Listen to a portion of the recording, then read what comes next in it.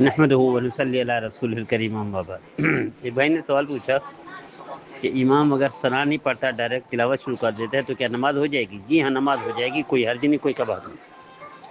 یہ بھائی نے سوال پوچھا کہ ظہر کی نماز میں چوتھی کے بعد امام پانچویں نماز رکعت پڑھ لے تو پھر نماز ہو جائے گی؟ نہیں، پھر چھٹی بھی پڑھ لے تب نماز ہو جائے گی، ورنہ پانچوں میں نہیں ہوگی، دوبارہ پڑھنی پڑے گی۔ یہ ساتھی نے سوال پوچھا کہ کیا ہجڑے شخص نماز پڑھا سکتے ہیں؟ کوئی آگے نہ بڑھے، سارے ہجڑے ہوں یا کوئی جرات نہیں کرتا تو ہجڑا نماز پڑھا سکتے ہیں، نماز ہو جاتی ہے، کوئی حرج نہیں، کوئی کباہت نہیں۔ ویسے متبع سنت ہو، امام کو ایسا ہونا چاہیے جو ہر عیب سے پاک ہو اور بدعت خرافات وغیرہ سے پاک ہو۔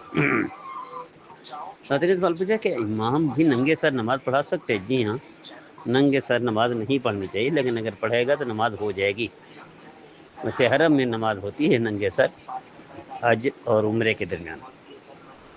اللہ ہر میرے بھائی میرے بہن کو 100% صاحب عمال صاحب کے درمیان۔ سیدھے ساتھی نے سوال پوچھا ایک شخص کو زکوٰۃ دی، وہ انکار کر دیتا ہے، کیا وہی زکوٰۃ دوسرے کو دے سکتے ہیں؟ جی ہاں، بالکل وہی زکوٰۃ دوسرے کو دے سکتے ہیں، پھر کوئی حرج نہیں، کوئی کار نہیں۔ ساتھی نے سوال پوچھا ہم روزہ رکھتے ہیں ہفتہ واری، تو کیا جمعہ کا روزہ الگ رکھ سکتے ہیں؟ الگ روزہ نہیں رکھنا چاہیے، منع ہے، لیکن جمعرات جمعہ رکھیں تو بھی، جمعہ اور ہفتہ رکھے تو بھی یہ بہتر ہے بنسبت اس کے کہ اکیلے روزہ رکھیں۔ اللہ ہر میرے بھائی میرے بہن کے 100% صاحب عمال صاحب کے درمیان۔ اسی طرح ساتھی نے پوچھا ہم نے سنا ہے جہاز میں نماز نہیں ہوتی، ہو جاتی ہے نماز، جہاز ٹرین میں بھی ہو جاتی ہے، بس میں بھی ہو جاتی ہے، کوچ میں بھی ہو جاتی ہے، نماز تو ہو جاتی ہے، کسی نے کہا نہیں ہوتی۔